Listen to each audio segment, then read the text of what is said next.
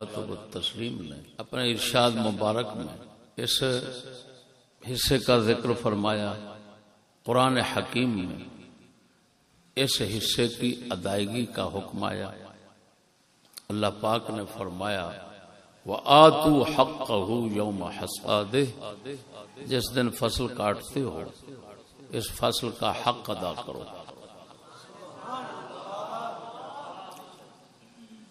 تو جمہور مفسرین اور فقہاء کے نزدیک اس کا مطلب، اس حق کا مطلب عشر ہے کہ فصل کا حق ادا کرو، یعنی اس کا عشر ادا کرو۔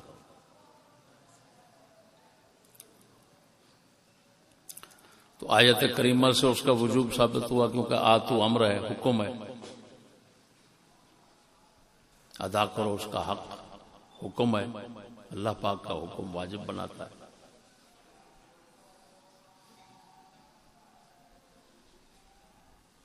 بخاری مسلم کی حدیث شریف میں نبی اکرم صلی اللہ علیہ وسلم کا ارشاد گرامی ہے، فیما سقط السماء والعیون او کان عشریا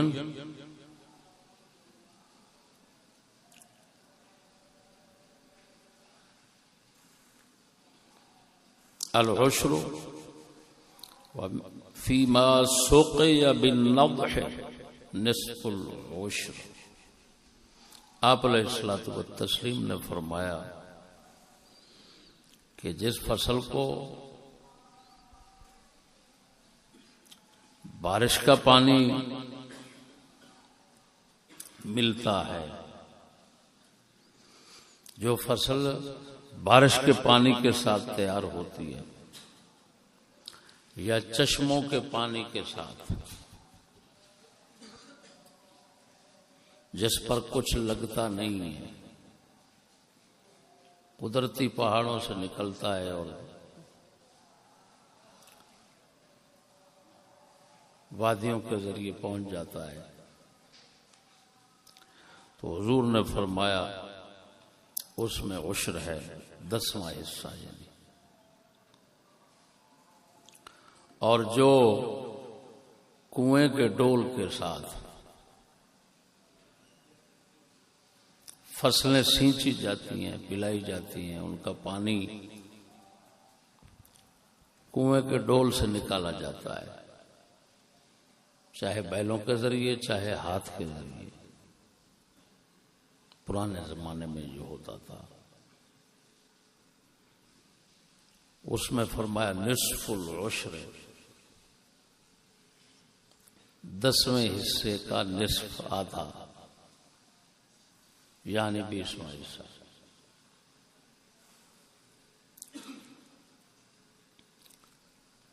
تو اس طرح جو شرعی واجب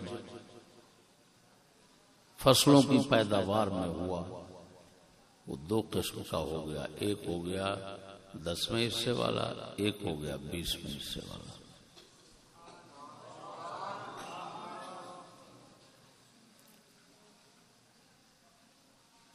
جس فصل کو تیار کرنے میں پانی میں مشقت نہ ہو، پانی میں پیسہ خرچ نہ ہو، مفت کا بلا مشقت پانی ہو، تو اس میں رکھا گیا ہے 10واں حصہ۔ جس میں مشقت ہو یا قیمت ہو، آپ معاوضہ دیتے ہیں پانی کا، جس طرح آج کل نہروں سے پانی لیا جاتا ہے تو سالانہ یا شش ماہی اس کا حصہ دینا پڑتا ہے، حکومت کو پیسہ دینا پڑتا ہے، ٹیوب ویل کے ذریعے نکالا جاتا ہے، اس کے ساتھ فصل تیار کی جاتی ہے۔ یا کسی علاقے میں اب بھی کنویں ہیں، بیل کے ذریعے یا بندے خود نکال کر ڈولوں کے ذریعے وہ پانی سے فصل تیار کرتے ہیں تو اس میں 20واں حصہ ہے۔ اللہ پاک کی رحمت دیکھیں، اور اسلام ان الدین یسر، دین آسان ہے، یہ آسانی ہے دین کہ جہاں مشقت نہیں وہاں پر خدا پاک کا حصہ زیادہ رکھا گیا، جہاں پر مشقت ہے وہاں پر کم کر دیا گیا۔ اب بھی اگر اتنی آسانی پیدا کرنے کے بعد کوئی بندہ عشر دینے سے گریز کرتا ہے تو اس کو شرم آنی چاہیے۔ جس طرح تو گریز کر رہا ہے اس کا حصہ دینے سے، اگر وہ گریز کر لے تیرا حصہ دینے سے تو پھر تو کیا کرے گا؟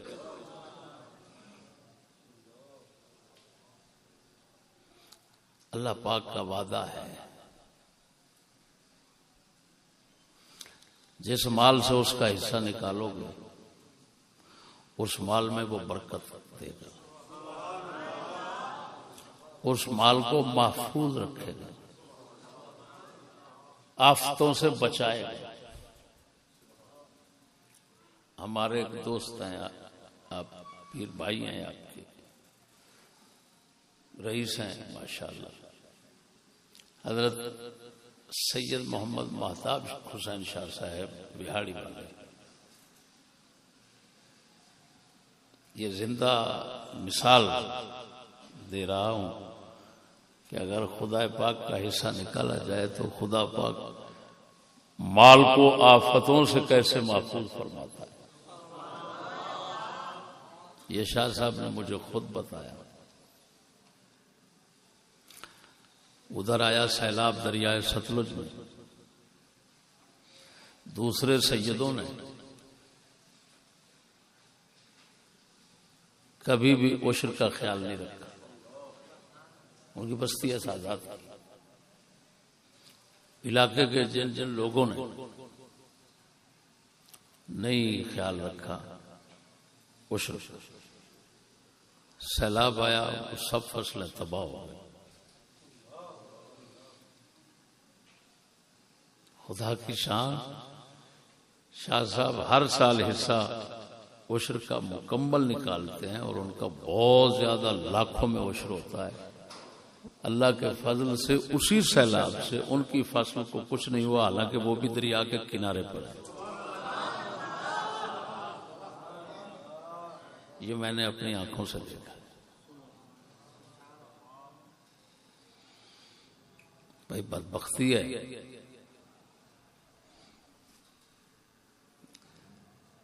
کہ دینے والا جو ہے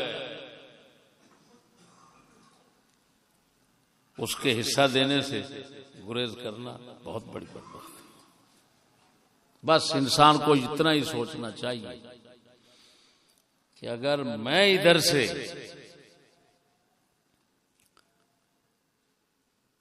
دل میں اس کی جگہ نہیں بناؤں گا تو وہ اپنے رحمت کے کارخانے میں میری جگہ نہیں رکھے گا تو پھر کیا ہوگا، یہ سوچنا چاہیے۔ اور پھر ایسے لوگوں پر جب آفتیں آتی ہیں اور مال ہلاک ہوتا ہے، پھر کہتے ہیں پتہ نہیں یار کون سی غلطی ہو گئی ہے، یار پتہ نہیں نقصان ہو گیا بہت بڑا، ابھی کون سی غلطی پوچھ رہا ہے، پتہ نہیں کون سی غلطی، بے وقوف غلطی، تمہیں معلوم ہے تم نے کیا کیا ہوا ہے؟ اگر نہیں معلوم کہ شریعت پاک کا کوئی حصہ ہے تو ہمارا بیان سننے کے بعد انشاءاللہ سب کو معلوم ہو جائے گا، جو سنیں گے ان کو پتہ چل جائے گا کہ حصہ ہمارے مال میں ہے یا نہیں ہے۔ سمجھ نہیں آ رہی بات؟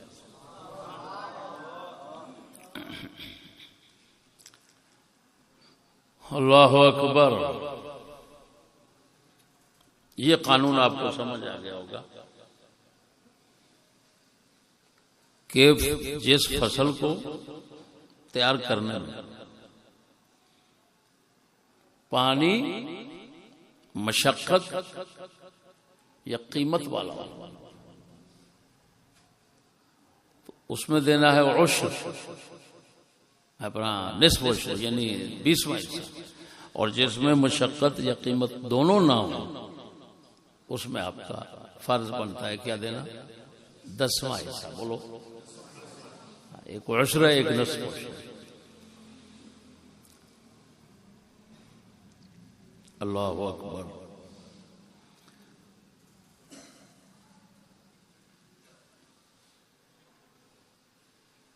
یہ ابتدائی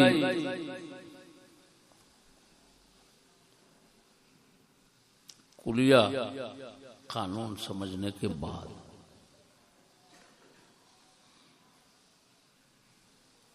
اب حکم شرعی کی تفصیل میں جاتے ہیں.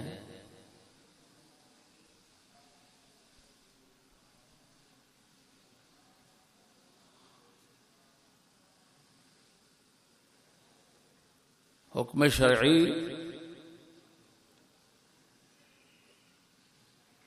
کے محل کے حوالے سے، یعنی اب یہ دیکھنا ہے کہ کون سی فصلیں ہیں جن کی پیداوار میں عشر ہوتا ہے. اس کے لیے بھی پھر قانون ہے. وہ تھا پانی کے حوالے سے پہلا قانون،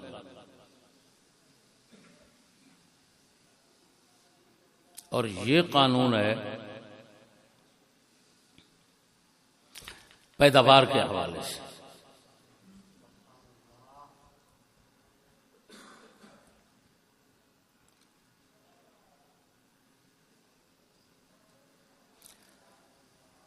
اب دوستو،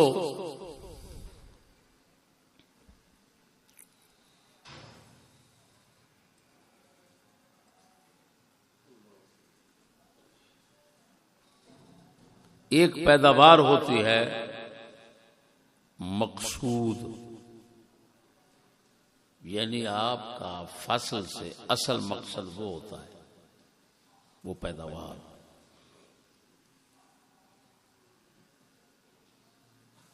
جیسے گندم کی فصل ہے، اس سے اصل مقصد گندم ہوتی ہے.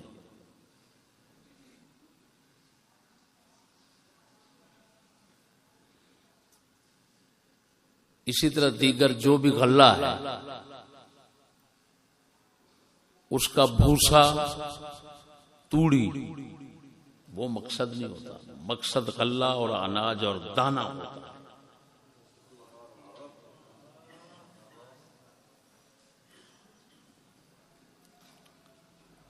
پہلے دوروں میں یہی ہوتا تھا.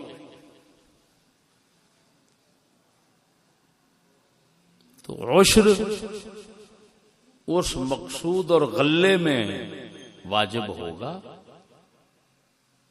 اس کا بھوسا، توڑی وغیرہ جو مقصود نہیں ہوتی تھی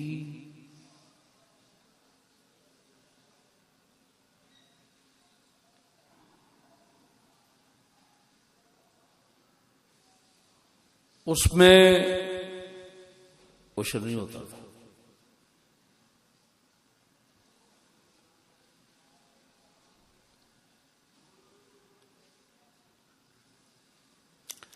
کماد ہے، کماد کا رس مقصود ہوتا ہے.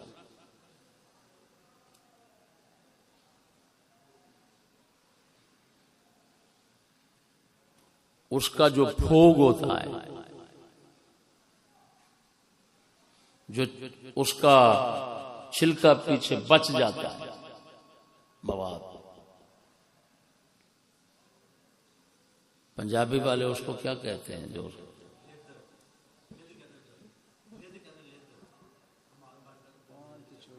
کماد کا رس نکال لیا، پیچھے جو پھر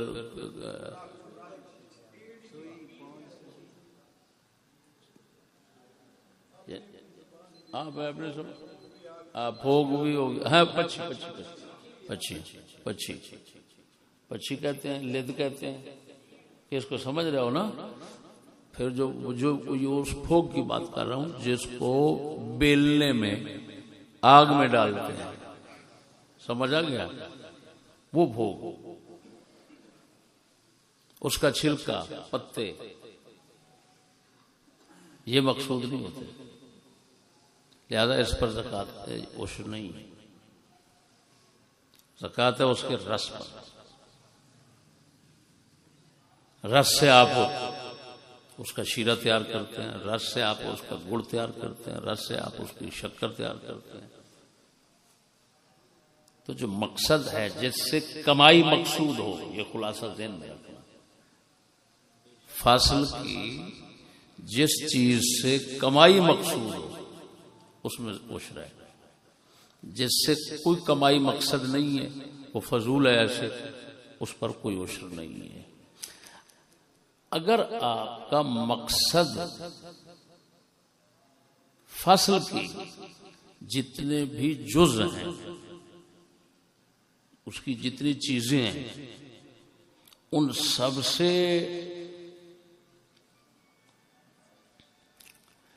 پیسہ کمانا مقصود ہے، اس سب سے فائدہ اٹھانا مقصود ہے، جیسے آج کل گندم کا بھوسا، توڑی بہت مہنگی بکتی ہے، پہلے اس کی قدر نہیں ہوتی تھی۔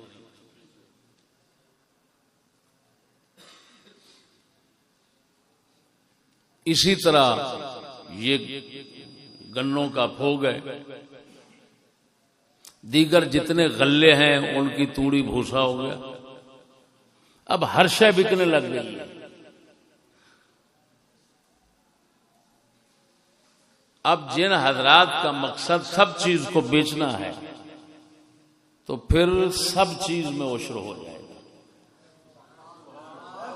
گندم کے دانے ان کا عشر الگ ہو جائے گا، توڑی کا الگ ہو جائے گا۔ سمجھ نہیں آ رہی بات؟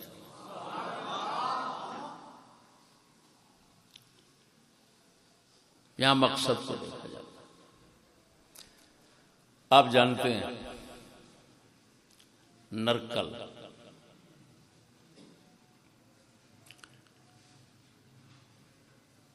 کانے،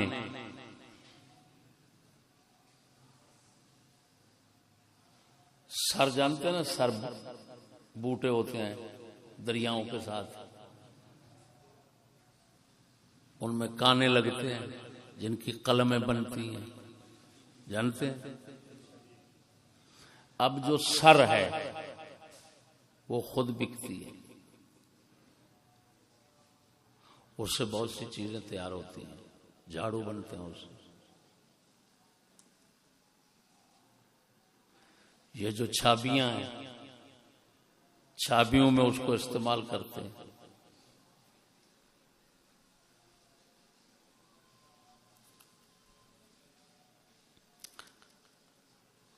کانے جو ہیں وہ بھی بکتے ہیں، سرکنڈے جن کو کہتے ہیں، سرکنڈے، نرکل، کانے۔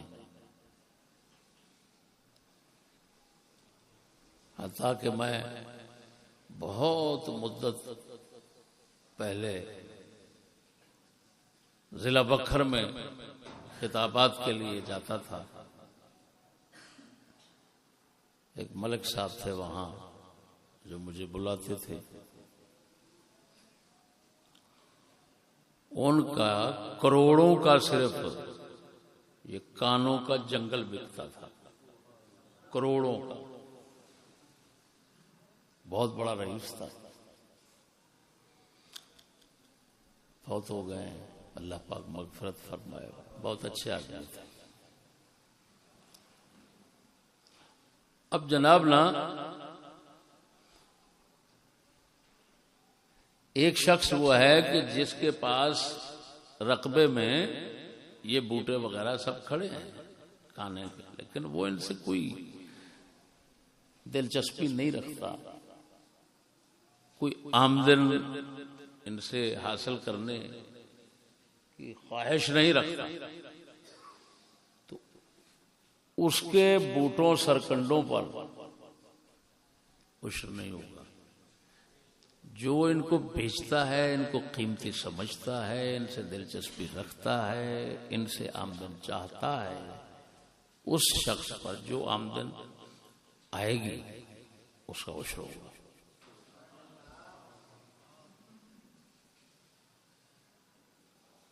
سمجھ نہیں آ رہی بات کی؟ تو یہاں مقصود کو دیکھنا پڑے گا، مقصود کو۔ ایک وہ فصلیں ہیں خود رو اگتی ہیں، گھاس ہے،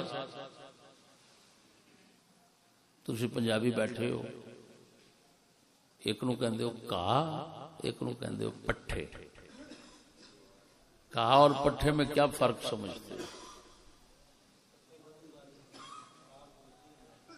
ایسا پٹھے ان کو کہتے ہیں پنجابی جو بیجے جاتے ہیں، بیج کر حاصل کیا جاتا ہے خوراک کے طور پر، جانوروں کے لیے خوراک کے طور پر، تو اس کو کہتے ہیں پنجابی میں پٹھے۔ اور جو خود قدرتی طور پر اگتا ہے زمین سے، جیسے تلا ہو گیا، دیگر اس طرح کی چیزیں جو جانور چر کر کھاتے ہیں، تو وہ خود اگتا ہے، خود رو ہوتا ہے، اس کو پنجابی کہتے ہیں۔ گھا ساری سریکی چوں گھا، لیکن پنجابی پھر گھا نہیں بولتے تو کہا کہنے نہیں، چونا اور شبد۔ اچھا بات سمجھ آئی؟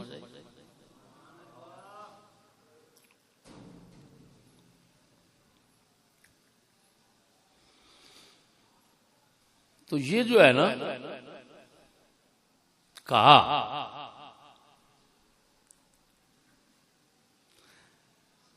آپ کی زمین میں جب ہوتا ہے پیدا،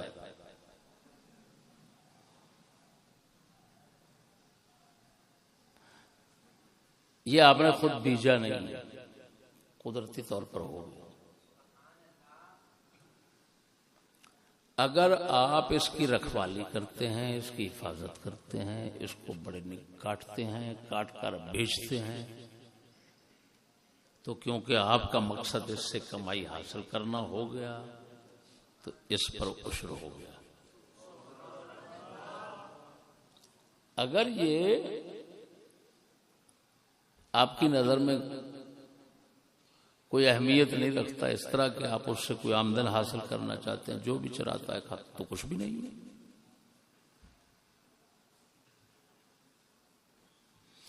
کاٹ کے آپ لے آتے ہیں اپنے جانوروں کو ڈالنے کے لیے، کچھ بھی نہیں ہے۔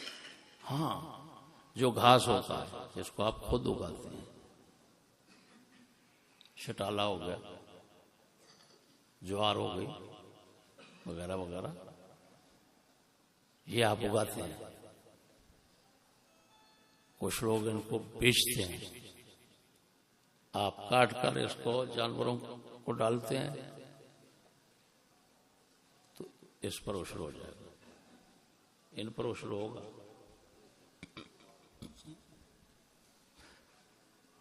تو اس کا مطلب ہے گھاس پر عشر ہے، سبزیاں ہیں، سبزیاں، پھل ہیں درختوں کو، امرود ہے، فلاں فلاں فلاں، ان سے آمدن اور پیداوار مقصود ہوتی ہے۔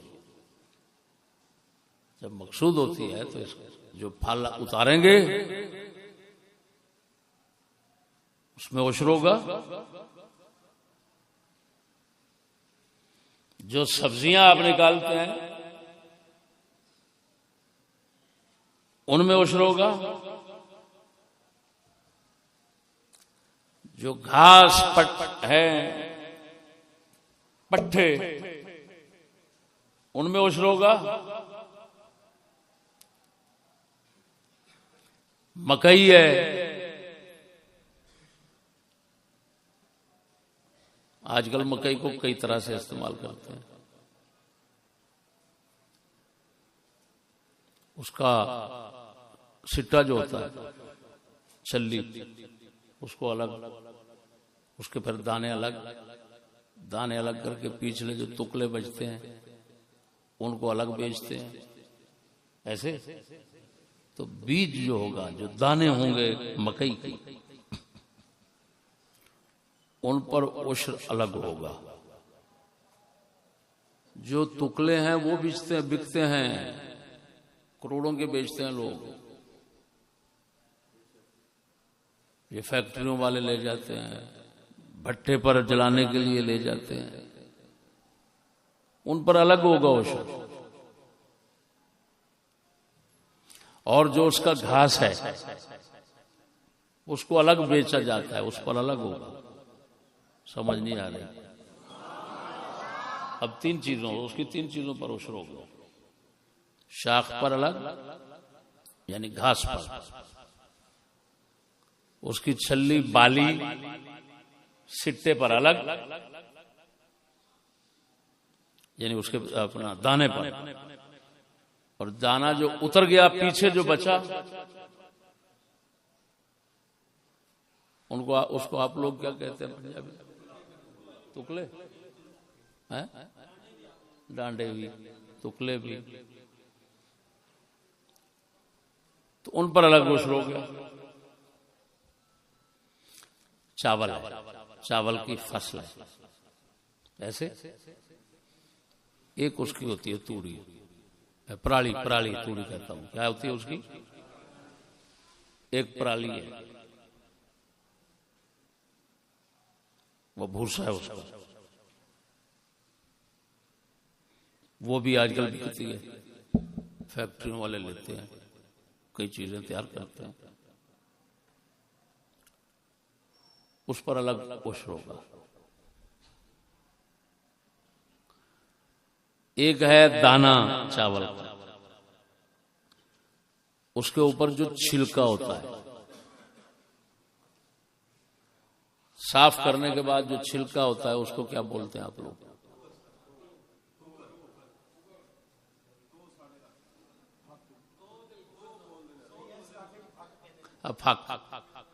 پھک عام لفظ ہے، یہ دو لفظ اور بھی بول رہے ہیں.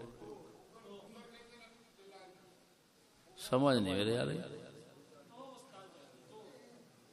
تو اچھا، یعنی تے و تو، یوں کہو. کچھ اور بھی لفظ بتا رہے تھے.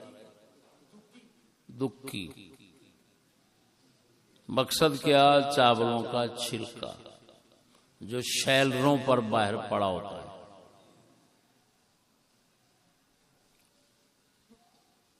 وہ بھی بھوسا ہے. توڑی ہے اس کی چاولوں، وہ الگ بکتی ہے، اس پر عشر الگ ہوگا. سمجھ نہیں آ رہی بات؟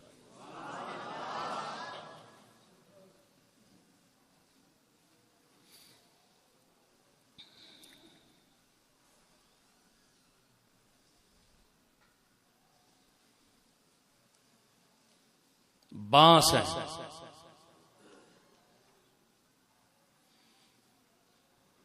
ایک بانس کا ڈنڈا ہے، ایک اس کے پتے ہیں، اس کی باریک شاخیں ہیں.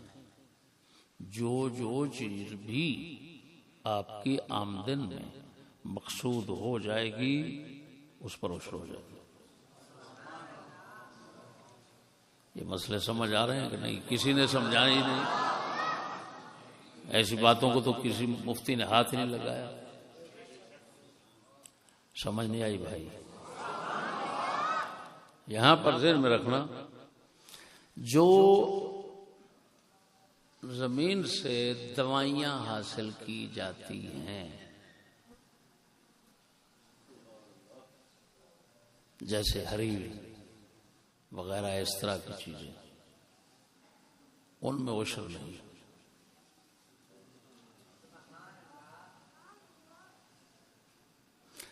درختوں سے جو چیز نکلتی ہے، ایک ہوتا ہے پھل اس کا، وہ نہیں. جو اس سے چیز نکلتی ہے، مثلا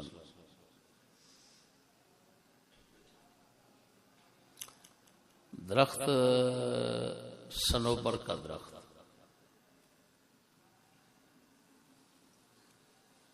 جس سے یہ وہ ایک پھل ہوتا ہے پتلا سا نکلتا ہے یار، اس کھاتے ہیں جی، ادھر اس کے پھل کو کیا کہتے ہیں؟ چلغوز، چلغوز۔ تو کہتے ہیں اس درخت سے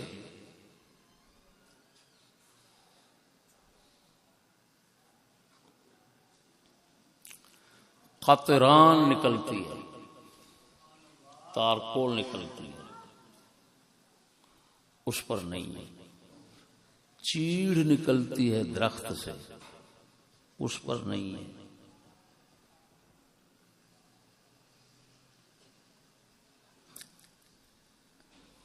ایسا بیج فصل کا جو مقصود نہیں ہوتا، جیسے خربوزہ ہے، ہندوانا ہے، گرما ہے، جب بھی کوئی خرید کر کے لے جاتا ہے تو اس کا مغز اور گری جو ہوتی ہے نا وہ تو مقصود ہوتا ہے، لیکن بیج تو ہر کوئی پھینک دیتا ہے نا، وہ مقصود نہیں ہوتا۔ لہذا ان کے بیج پر بھی عشر نہیں، ایسا بیج جو مقصود نہ ہو۔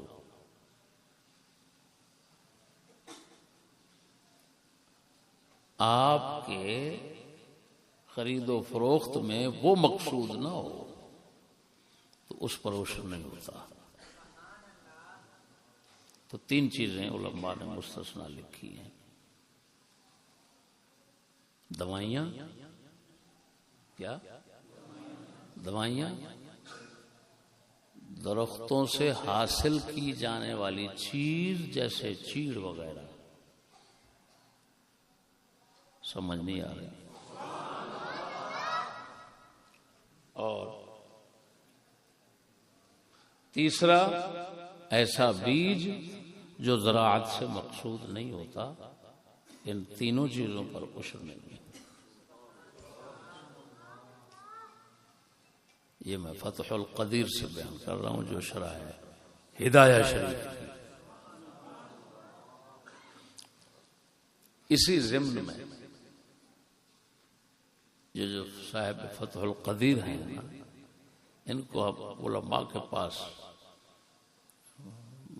مشہور کیا گیا ہے کمال ابن حمام۔ اعلی حضرت ان کو کہتے ہیں محقق علی الاطلاق، یعنی ہماری فقہ کی کتابوں میں، اصول کی کتابوں میں جہاں پر یہ کہا جائے کہ محقق نے ایسا ہی کہا، تو کیونکہ محقق کا لفظ مطلق بولا جا رہا ہے تو فوراً یہاں سے یہی سمجھنا چاہیے کہ یہ کمال ابن حمام ہے۔ تو یہ میں نے تین چیزیں جو مستثنا بتائی ہیں نا، یہ امام ابن حمام نے فتح القدیر میں رکھی کہ ان تین چیزوں پر عشر نہیں ہے، عشر نہیں ہے۔ سمجھ آ رہی؟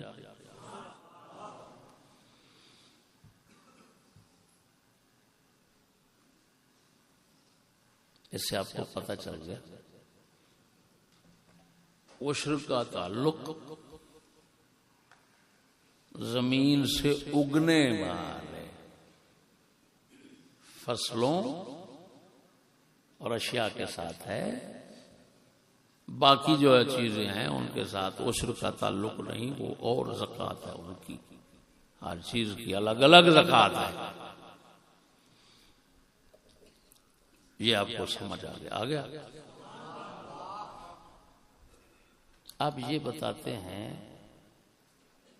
کہ عشر کس شخص پر ہوتا ہے، کن فصلوں پر ہوتا ہے، وضاحت ہو گئی، سمجھ نہیں آئی بات۔